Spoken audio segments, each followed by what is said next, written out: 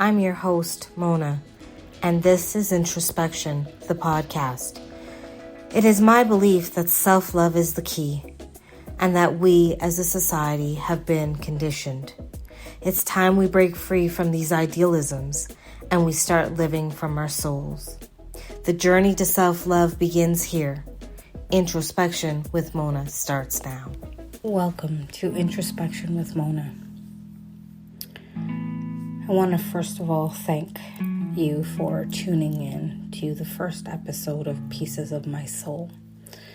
From time to time, I will share a little bit about my own personal journey, my own story, and how I evolved and how I became to where I am, how it got me here,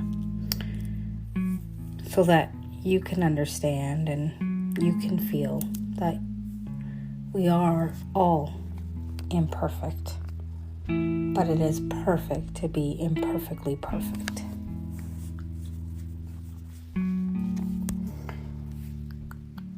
Some of you may have felt that maybe life doesn't actually give you what you want. I'm lucky enough to encounter many different people from all walks of life. Just today I heard a story, quite heart-wrenching to be truthful. It put things in perspective yet again, is that, one person may be going through something while another one is just running the same cycle in the same loop over and over and over again and having a hard time breaking cycles. Let me tell you, cycles are difficult to break.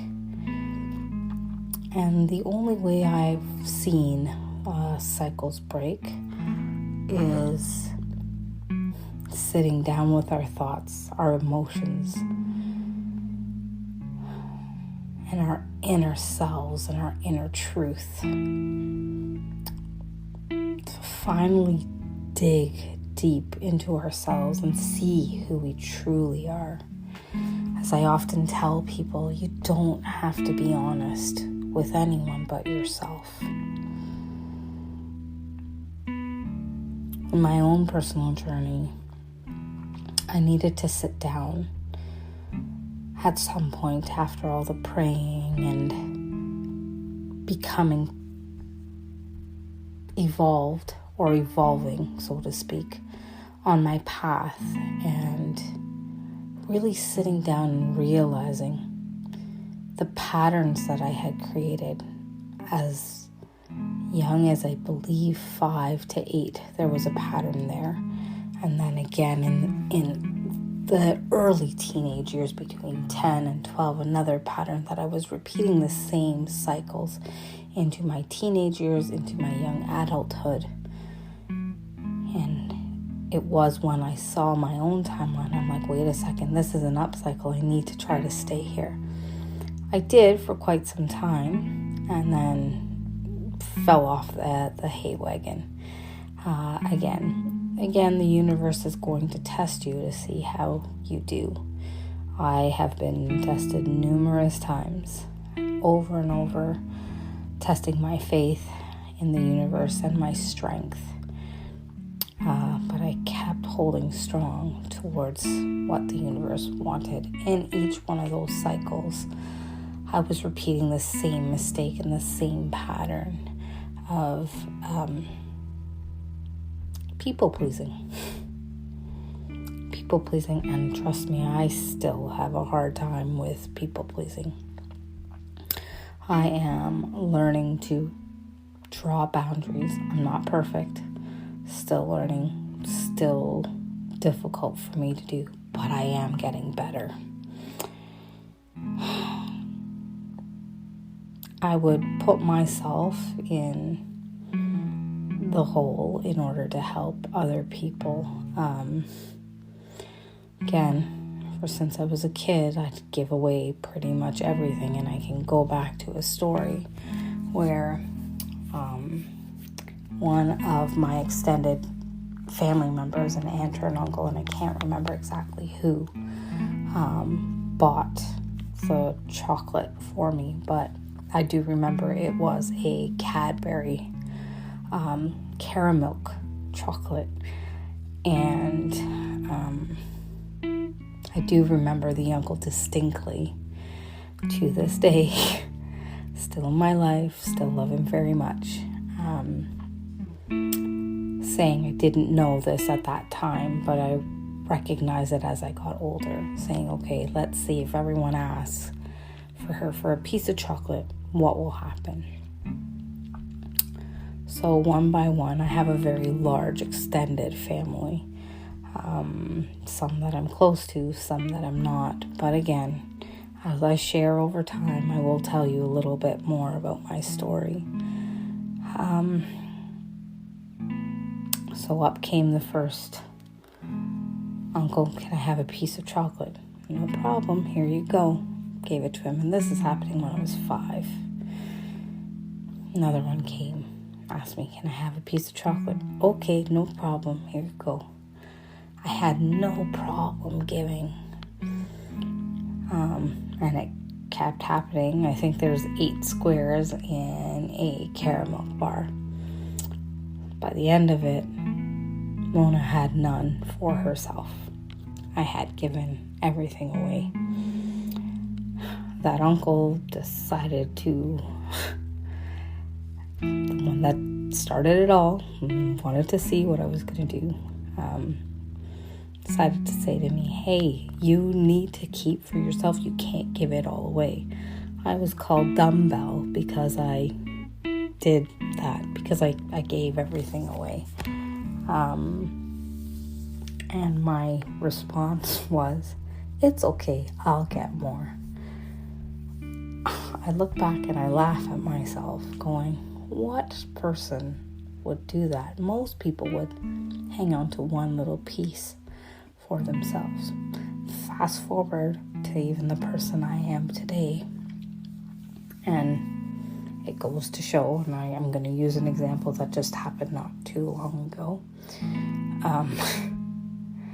Again, other people in need, I'm quick to help them and sometimes forget to help myself. Someone not too long ago, and this happened actually this very year,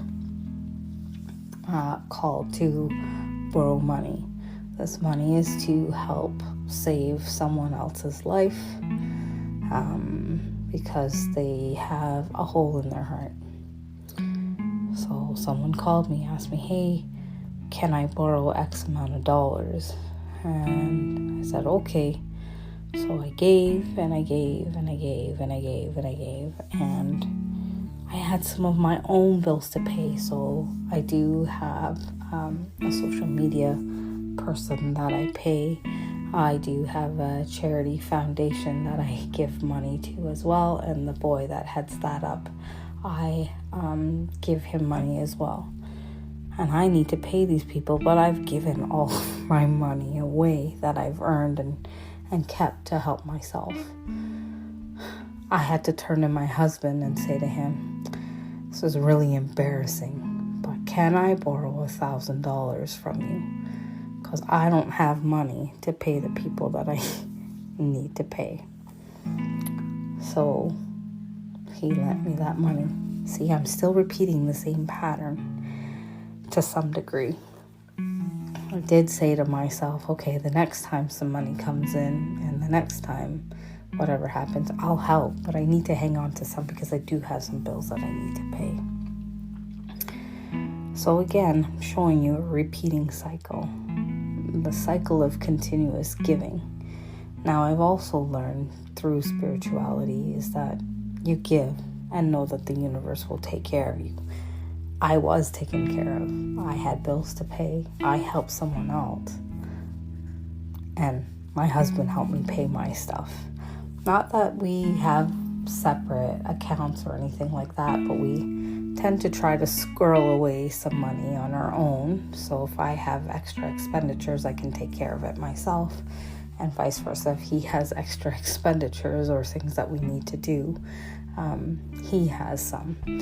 So it just goes to show you who you are is who you are. It will continue to be that way until you break the cycle.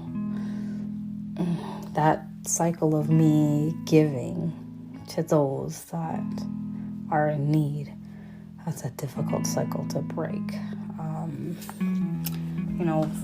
The religious background that I was taught is that if someone is in need and you can help, you help.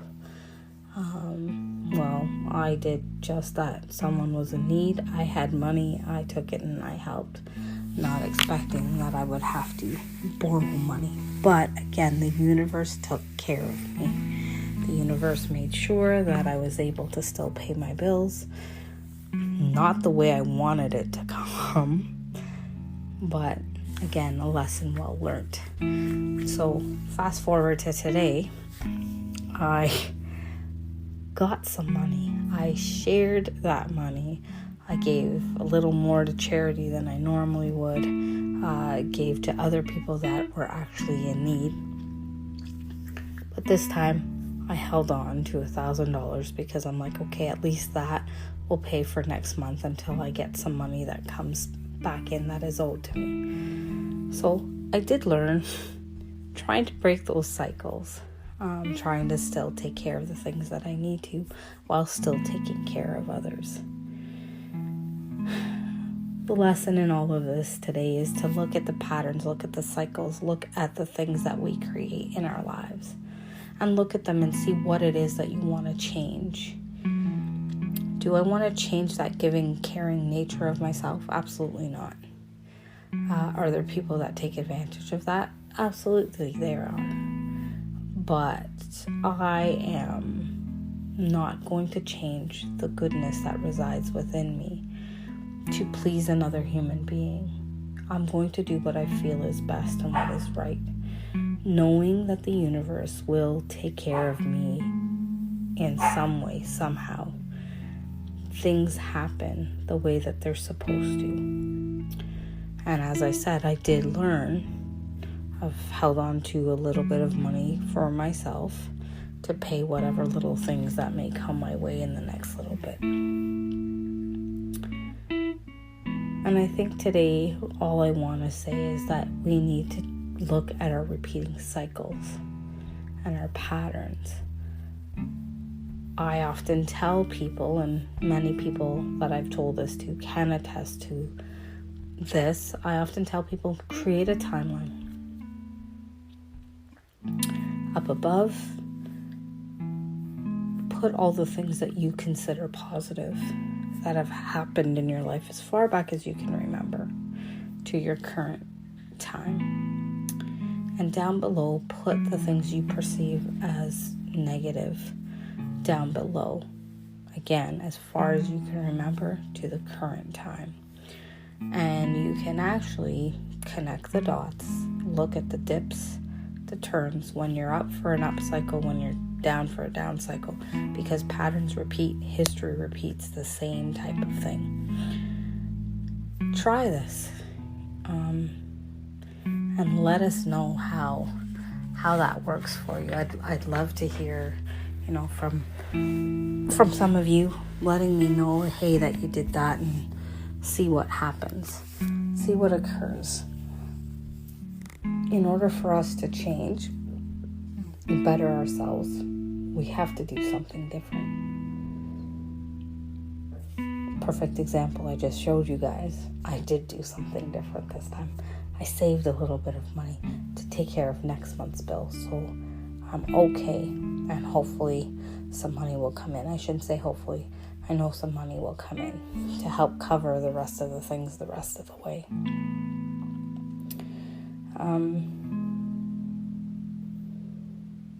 Cycles are sometimes difficult to break, sometimes easy to break. But once you recognize the pattern, you can decide what it is that you want to do. I'd love to hear your questions, your comments, your feedback. You can message us on Instagram or TikTok, Facebook Messenger at Lead On With Love, or you can leave your comments at leadonwithlove.com. I want to thank you all for tuning in today, for listening to my story. Again, that was just a small little piece going back to childhood and how it plays a role in my life today. Again, it's a repeating cycle, giving away everything I have. That was just a cute little story. And gets you guys getting to know the person behind the podcast.